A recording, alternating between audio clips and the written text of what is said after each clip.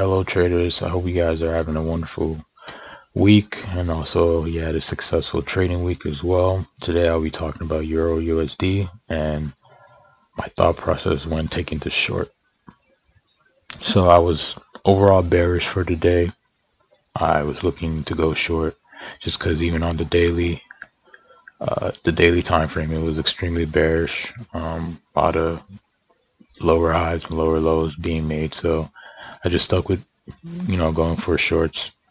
As we can see from the open, that market structure shift had been broken, so that gave me an entry signal to want to go for a short. Marked up the fair value gap with the fib entry model, and then that allowed me to decide where exactly I was going to enter. So I waited for price to trade back into the fair value gap, as that's an entry model that I use from ICT 2022 mentorship. So yeah, we're just watching price here, seeing how it trades back into the fair value gap. So a lot of movement going on back into the fair value gap. Fibs have been a very helpful tool to me. I've used fibs to help me pinpoint exactly where I want to enter. I like to enter around the 62 fib level or even the 79 fib level, which is the OTE for me, optimal trade entry. So if it's anything below that, I try not to enter unless it's like a really big candlestick, and that's the only candlestick that allows for a displacement followed by the market structure shift. Because for me, when I want to enter a trade, I look for two things. I look for a market structure shift as well as displacement, as I mentioned in my previous video. A displacement, which is just a strong movement in a candle, a sudden drop or a sudden move up. Once those two are present in the market, then I'm looking for I'm hunting my setups. So yeah, just a quick scalp trade, nothing too crazy, just risked. I actually risked 0.5%. I didn't risk a full 1% of my account. I was a bit hesitant at first. I thought that it was ready to make a reversal going to the upside, but eventually I did stick with the shorts, so I just risked 0.5% just to still protect my cap. So yeah, as you can see, I was waiting for price to show a willingness to drop down or just remain bearish.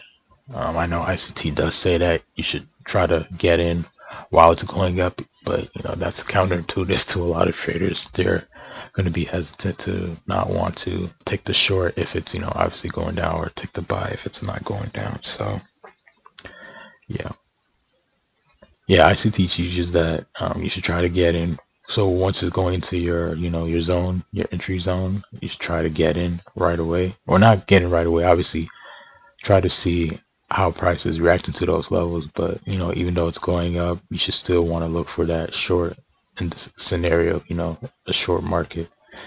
I know a lot of traders would be hesitant to do that. They'd want to see some type of bearishness or movement, which is more of a conservative approach, and I don't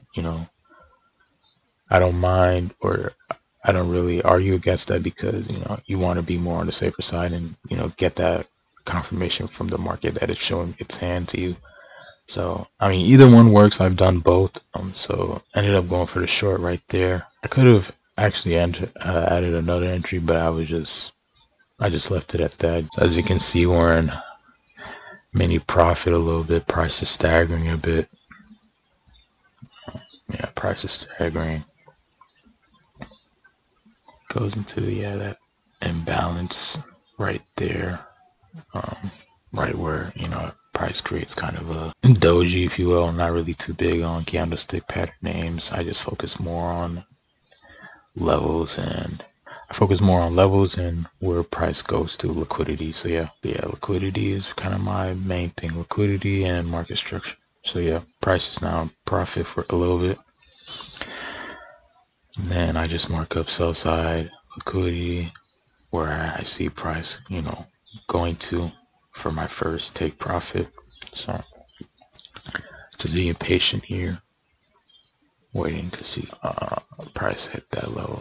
So one gem that I can share with you all is, if you're unsure about what exactly price is doing, you could do one or two things. You could not enter the trade at all, not look to enter at all, or just risk a little less than what you usually risk in a trade. Because ultimately, if you trust your analysis and you really see price going where you want it to go, then yeah, I mean, it doesn't hurt to risk just a little bit less and just let price, do its thing. So yeah, just risk a little less or just not enter the trade at all.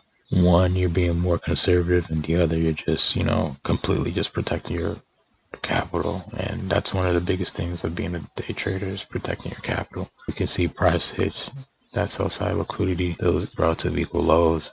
That's a smart money level. So yeah, I took partials. It should hit it for sure. You can see the trade is now break even, as I wrote out on the chart. Took in partials already, so now I'm just waiting for price to completely take me out the trade by hitting my TP. So just kind of being patient here now. It should hit it for sure.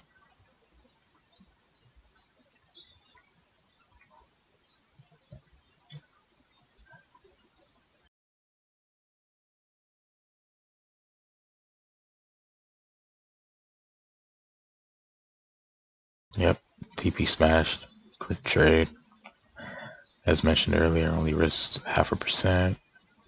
And then I just kind of talk about, or make some, important notes to myself that you guys can kind of read on your own, or pause the video once I've fully written out. But yeah, I just kind of give me a thought process of what I was looking for, and I through written communication. So yeah, that was that imbalance there. You can see that imbalance is where,